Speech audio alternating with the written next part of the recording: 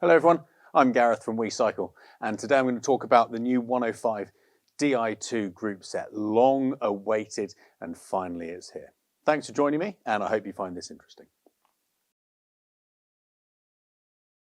It's been 40 years since Shimano first launched the 105 group set, and it's gone from strength to strength. An absolute stalwart of club rides. It's long lasting, relatively inexpensive compared to sort of the more higher end Ultegra and Dura Ace, but it also offers 11 speed up until now and high quality of performance. And they've always worked on a trickle down technology effect where 105 takes the latest, the sort of the previous functionality of Ultegra before it. They've sort of done that now with the Di2. Some of it is the same as the latest Ultegra Di2 and the Dura Ace Di2. So let's look at the highlights and see what you can get in the promotional box, which gives you the full group set and things to be aware of that maybe aren't there that you might want. So to celebrate the launch of the new group set, they've offered the whole thing in an easy to get package. It's got everything you need. So it's got rear derailleur, front derailleur, chain set, cassette, chain, little cable, battery, 2 shifters and brake calipers. So let's go through the individual parts that are in there and see how they compare to other pieces. We'll start with the shifters. The shifters are very, very similar to the new Ultegra and Dura Ace ones. Slightly different material, so it's going to be a different weight, and functionality is slightly different, but in terms of look and a lot of the feel is the same. Vastly improved in the hand compared to mechanical hydraulic brakes 105 shifters. Because there's no mechanisms in there for mechanical shifting, which took a lot of parts, they've able to move the hydraulic chamber down further into the shifter, meaning the whole hood is a lot smaller, fits much more snugly in the palm of the hand. The paddles are longer than the previous Di2 paddles, and the buttons are ever so slightly bigger, making it easier to press them, especially when you're wearing gloves. Now, it is a very reassuring click. It's light to touch, but it's still not flimsy. It's a definite click that you're changing gear, and so it feels really good. What the Ultegra and Dura Ace shifters have that these don't is, firstly, you can't attach satellite shifters. So if you wanted them for tri-bars or to have shifting elsewhere on the handlebars, you can't do that with these. You also don't have the remote buttons on the top of the hood. That could be really useful for you if you were using a Garmin or different head unit and wanted to change screens, which you can make them do from those buttons. That's not there on the 105 one, so that's something to be aware of. The shifters can be wired to each other. They can actually be wired all the way through the bike to the main battery, but they don't have to be, and most people won't do that.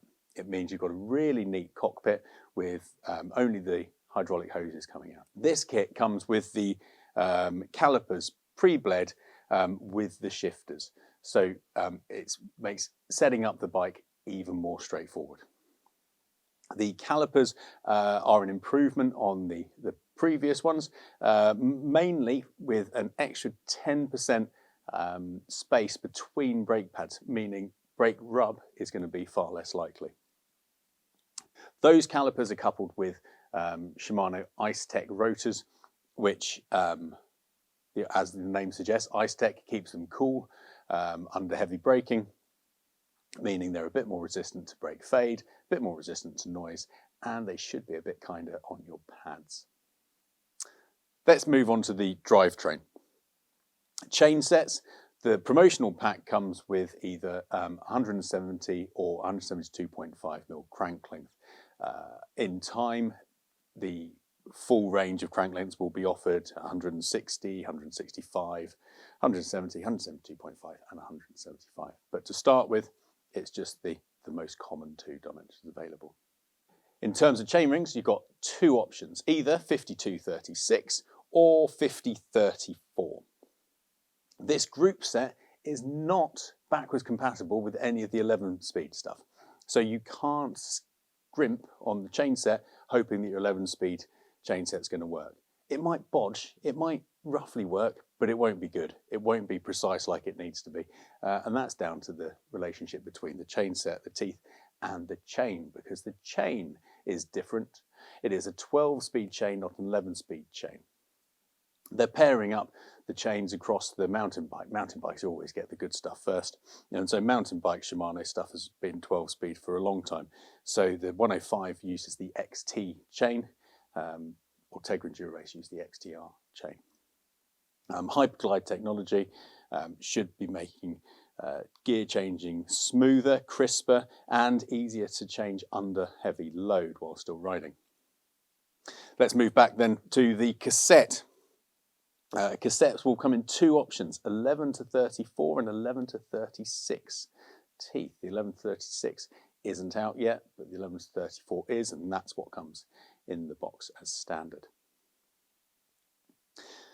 This is where problems are going to arise, isn't it? Where people are going to be argumentative between Shimano and SRAM.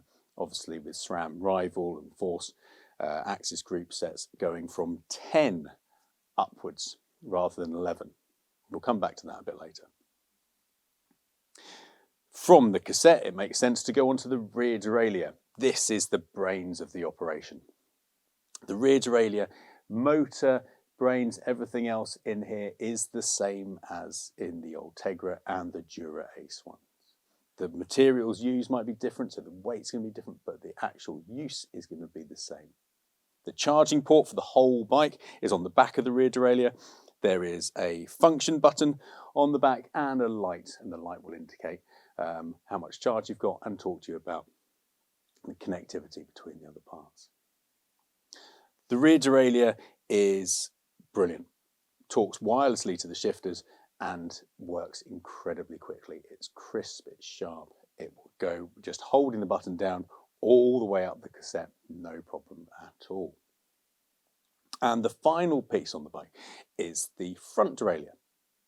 Front derailleur, sleeker than the previous Di2 front derailleurs, but in essence it's the same thing. It's the same motor as the old Ortegra Di2 motor, which means its shifting is just as good as that, and it's excellent.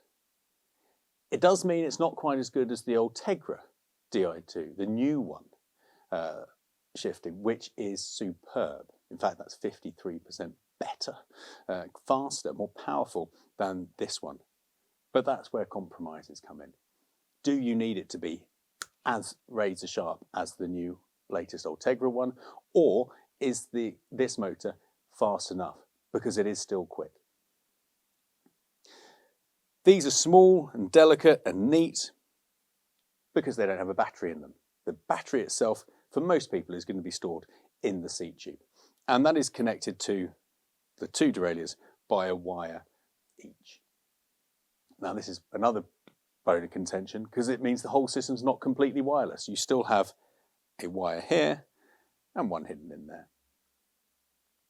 The battery itself isn't the same as the old Di2 battery. Looks very similar, same colour, same shape, except rather than having a single connection on the end, it has 3 ports. One for here, one for there, and one for up front if you choose to connect it directly. The whole group set comes in at £1,730, and it will be interesting to see whether people think that is worth it. It's significantly cheaper than the Ortegra equivalent. It is more than the Rival one, and that's going to be the biggest competition, I think. Rival is cheaper.